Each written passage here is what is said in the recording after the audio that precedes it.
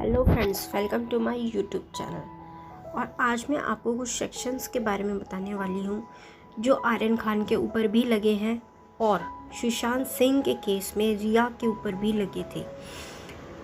Sushant Singh case में रिया के लिए परेशानी बन सकते हैं NDPS एक्ट की धारा 27A और सेक्शन 29। ये दोनों एक्ट NDPS लगाती है और इन एक्टों में ये ड्रग्स के एक्ट हैं और इन एक्टों में ज़मानत बहुत ही रेयर मिल पाती है। इसीलिए आर्यन खान को आई थिंक ज़मानत नहीं मिली है। रिया के वकील उन्हें ज़मानत दिलाने की पुरजोर कोशिश कर रहे थे। इस मामले में अभी भी अदालत में सुनवाई चल रही है, लेकिन NDPS की एक्ट की धारा 27A रिया चक्रवर्ती के लिए परेशानी का सबब बन सकती है, क्योंकि उनसे खुद भी ड्रग्स लेने की बात कबूल कर ली है। सुशांत केस के ड्रग्स कनेक्शन में रिया चक्रवर्ती गिरफ्तार हो गई थी। उनके वकील उन्हें जमानत दिलाने की पुरजोर कोशिश कर रहे थे। 2 दिन से वो अदालत के सामने नई दलीलें पेश कर रही थी।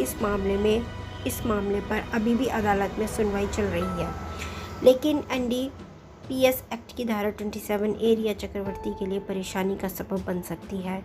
Narcotics, drugs and psychotropic act 1985 NDPS मादक पदार्थों से संबंधित एक कठोर कानून है। इसकी धारा 27A के तहत अगर कोई नारकोटिक्स, ड्रग्स यानी नशीले पदार्थ का सेवन करता है तो वह कृत्य भी दंडनीय अपराध है। इस धारा के क्लॉज A में कहा गया है कि सरकार द्वारा सूचीबद्ध किए गए कोकीन, मॉर्फिन जैसे अन्य नारकोटिक्स ड्रग्स का सेवन करने का दोषी पाए जाने पर 1 साल कारावास या 20,000 रुपये का जुर्माना या फिर दोनों एक साथ सजा के तौर पर दिए जा सकते हैं। सुशांत की मौत के मामले में जब से नशा और ड्रग्स का कनेक्शन आया है, तब से लगातार हम NDPS एक्ट की धाराओं के बारे में सुन रहे हैं।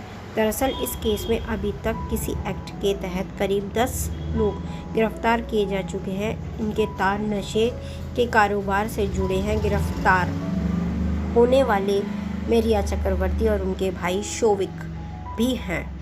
इस एक्ट की धारा 20 में ड्रग्स का उत्पादन करने, बनाने, रखने, बेचने, खरीदने, दूसरी जगह भेजने, एक राज्य से दूसरे राज्य में आयात निर्यात करने और इस्तेमाल करने पर सजा का प्रावधान है।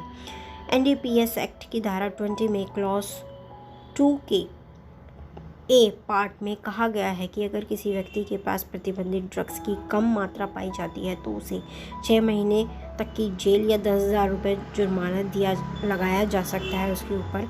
क्लॉज 2 के B पार्ट में बताया गया है कि अगर किसी व्यक्ति के पास इतना ड्रग्स पाया जाता है जो कम मात्रा से ज़्यादा हो और भले ही कमर्शियल क्वांटिटी से कम हो, तो भी ऐसे व्यक्ति को 10 साल तक कारावास की सज़ा हो सकती है और 1 लाख रुपए तक जुर्माना भी उसके ऊपर लगाया जा सकता है। क्लॉज 2 के C पार्ट में कहा गया है कि अगर किसी के पास ड्रग्स की कमर्शियल क्वांटिटी पाई जाती है तो उस शख्स को कम से कम 10 साल कारावास की सज़ा हो सकती है। इसको आगे 20 साल तक भी बढ़ाया जा सकता है। साथ ही दोषी पर 1 से 2 लाख रुपए तक का जुर्माना भी लगाया जा सकता है। इस एक्ट की धारा 22 के अनुसार इस कानून का उल्लंघन करते हुए अगर कोई नियम या आदेश दिया जाता है तो उसी आधार पर लाइसेंस जारी किया जाता है या नशीला पदार्थ बेचने, खरीदने, अंतर्राष्ट्रीय आयात निर्यात का काम किया जाता है तो वह दंडनीय अपराध की श्रेणी में आता है। इसी प्रकार के NDPS एक्ट की धारा 29 में उकसाने और आपराधिक साजिश रचने का दोषी पाए जाने पर सजा का प्रावधान किया गया है।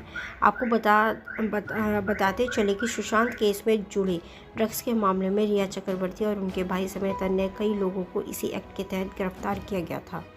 अब सभी के से पूछताछ चल रही है और कहीं ना कहीं आर्यन खान के ऊपर भी यही एक्ट दोनों 27A और सेक्शन 29 अप्लाई किया गया है, इसलिए उनकी ज़मानत नहीं हो पा रही है। Thank you guys. यदि आपको चैनल मेरा अच्छा लगा हो तो लाइक कीजिए, शेयर कीजिए, सब्सक्राइब कीजिए। Thank you guys, bye.